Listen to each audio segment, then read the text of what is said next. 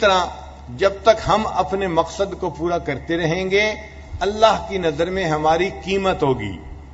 ہمیں کوئی پریشانی ہوگی، تکلیف ہوگی تو اللہ ہماری مدد کریں گے، اللہ ہماری حفاظت کریں گے، اللہ خیال رکھیں گے. اور جب ہم مقصد کو پورا کرنا چھوڑ دیں گے تو ہم اللہ کی نظر میں بے قیمت ہو جائیں گے. پھر ہمارے ساتھ جو مرضی ہوتا رہے اللہ کو اس کی کوئی پرواہ نہیں ہوگی.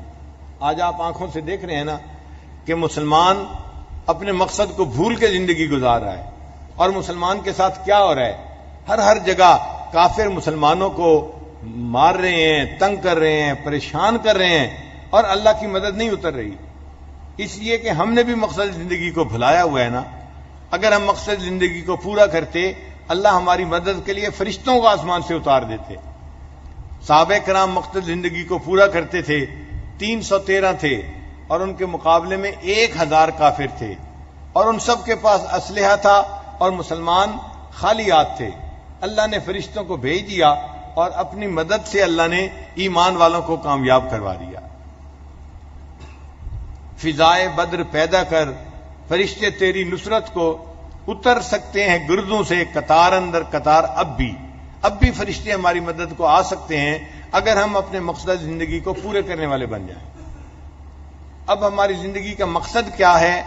اللہ تعالیٰ کو راضی کرنا، آخرت کی تیاری کرنا، یہ مقصد زندگی ہے. اور ہماری ضرورت کیا ہے؟ کھانا، پینا، پہننا، شادی بیاہ کرنا، اولاد ہونا، دنیا کی زندگی آرام سہولت سے گزر جانا، یہ ہماری ضرورت ہے. اگر آپ غور کریں، آج ہم نے ضرورت کو مقصد کا درجہ دے دیا ہے اور مقصد کو ہم نے ذہن سے ہی نکال دیا ہے. ہر نوجوان بس یہ چاہتا ہے کہ مجھے ایسی جاب مل جائے جس میں مجھے اچھا گھر بھی مل جائے، گاڑی بھی مل جائے، اور میری اچھی جگہ شادی بھی ہو جائے، اور میری زندگی سہولت کے ساتھ گزرے. اسی کے لیے لگا ہوا ہے، اور اس میں حلال اور حرام کا پھر خیال نہیں رکھتا. حتیٰ کہ اگر ایکسائز کے محکمے میں اگر کسی کو کلرک کی جگہ مل جائے نا تو ماں باپ کو لوگ مبارک دے رہے ہوتے ہیں. بھئی کلرک کی تو بہت چھوٹی سی پوسٹ ہوتی ہے، اس پر کیا مبارکباد دے رہے ہیں؟ مگر وہ جانتے ہیں کہ یہ ایکسائز ڈپارٹمنٹ کا کلرک ہے، یہ اتنا پیسہ بنائے گا کہ دوسری جگہوں کے بڑے بڑے آفیسر بھی نہیں بنا سکتے. ہم نے اپنے قریبی تعلق والوں میں چھوٹے بچے تھے، ایک گھر میں گئے والدین کے ساتھ ان کو مبارکباد دینے کے لیے. کیوں؟ ان کے بچے کی کلرک کی جو ہے وہ نوکری لگ گئی تھی. اور پھر جب بڑے ہوئے تو پھر ہمیں پتہ چلا کہ واقعی کلرک بادشاہ کیا کچھ کمال دکھا سکتا ہے. ہمارے شہر میں ایک کلرک تھا ڈی سی او آفس میں. ہم اس وقت 5ویں 6ٹھی جماعت میں پڑھتے تھے. اس کی باتیں گھر میں بڑے بھائی کرتے تھے اور ہم سنتے تھے تو ہمیں یاد ہیں. وہ کلرک ایسا تھا کہ 8 مہینے اس کو اپنی تنخواہ لینی یاد نہیں ہوتی تھی. وہ تنخواہ ہی نہیں وصول کرتا تھا، اس لیے کہ ضرورت ہی نہیں تھی. ایک موقع پہ ڈپٹی کمشنر نے اس کو نکال دیا. اس نے ڈپٹی کمشنر کو کہا جناب آپ مجھے نوکری پہ بحال کر دیں، پورے ڈپارٹمنٹ کے لوگوں کی تنخواہ میں دیا کروں گا. بھئی آپ کہاں سے دیں گے؟ کہنے لگا جی وہ میری مرضی، جہاں سے دوں میں پورے ڈپارٹمنٹ کی تنخواہ میں دوں گا. حکومت تو آج کل غریب ہے، تنخواہ نہیں دے رہی، 1 مہینہ 2 مہینہ لیٹ ہو جاتی ہے. آپ مجھے نوکری پہ بحال کر دیں، پورے محکمے کی تنخواہ میں اپنے آپ پاس سے دیا کروں گا. وہ کرتا کیا تھا؟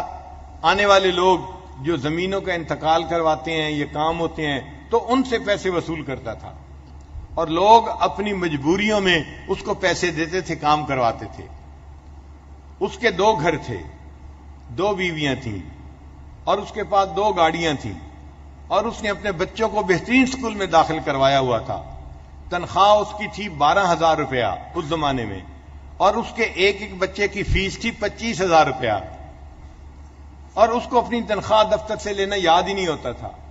لاکھوں وہ بٹورتا تھا اور کماتا تھا، اور سب لوگ کہتے تھے جی کہ کیا عجیب اس کی نوکری ہے. حرام کی کمائی کو سب بڑے حسرت سے دیکھتے تھے. گھروں میں ماں باپ اس کی مثالیں دیتے تھے، دیکھو فلاں نوجوان نے کیسے اپنی زندگی بنائی، گھر بنائے، شادی کی، گاڑی ہے، سارا کچھ ہے، اس نے اپنی زندگی کو کیسے بنایا، تم بھی خوب بنانا. تو ضرورت پورے کرنے میں حلال اور حرام کا فرق ختم کر دیتا ہے بندہ، اور ضرورت زندگی انسان کے لیے مقصد زندگی بن جاتی ہے، اور جو مقصد زندگی ہوتا ہے وہ ذہن سے ہی نکل جاتا ہے، بھول جاتا ہے، یاد ہی نہیں ہوتا کہ مقصد زندگی کیا ہے۔ یہ آج کے دور کا ایک اور بڑا فتنہ ہے، مادیت کے اس دور میں یہی بڑا فتنہ ہے۔ اسی لیے قومیں نعرہ لگاتی ہیں تو روٹی کپڑا اور مکان کا، کہ ہمیں روٹی کپڑا چاہیے، مکان چاہیے۔ بھئی آپ کو ایمان بھی چاہیے، وہ یاد ہی نہیں ہوتا، ایمان کا تذکرہ ہی نہیں ہوتا کہیں، ایمان بھی چاہیے یا نہیں چاہیے، بس روٹی کپڑا مکان۔ اور اچھا حاکم وہ سمجھا جاتا ہے جو قوم کے لوگوں کو روٹی کپڑا اور مکان پہنچا دے، پرووائڈ کر دے۔ تو مطلب یہ کہ ضرورتیں مقصد بن جاتی ہیں، اور جو مقصد ہوتا ہے وہ ذہنوں سے ہی نکل جاتا ہے، بھول جاتا ہے انسان مقصد کو۔ آج ہماری زندگی کا مقصد بنا ہوا ہے اچھی طرح زندگی گزارنا، سہولت کی زندگی گزارنا۔ بھائی یہ ضرورت ہے، یہ مقصد زندگی نہیں ہے، یہیں پہ ہم غلطی کھا رہے ہیں۔ صحابہ کرام کی جو تربیت کی تھی نبی علیہ الصلوۃ والسلام نے، تو ان کو سمجھایا تھا کہ دنیا کی ضرورتوں میں اونچ نیچ ہو سکتی ہے، اپنے مقصد کو نہ بھولنا۔ لہذا صحابہ کرام خشک روٹی کھا کے گزارا کر لیتے تھے،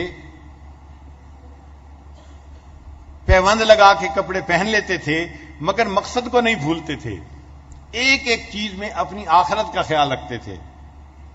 حضرت عمر رضی اللہ عنہ اپنے دور خلافت میں رات کے وقت چراغ جلا کر کوئی کام کر رہے ہیں، حضرت علی رضی اللہ عنہ ملنے کے لیے آئے، عمر رضی اللہ عنہ نے اندر بلا لیا، پوچھا بھائی علی کیسے آنا ہوا، کوئی سرکاری کام ہے یا کوئی ذاتی کام ہے؟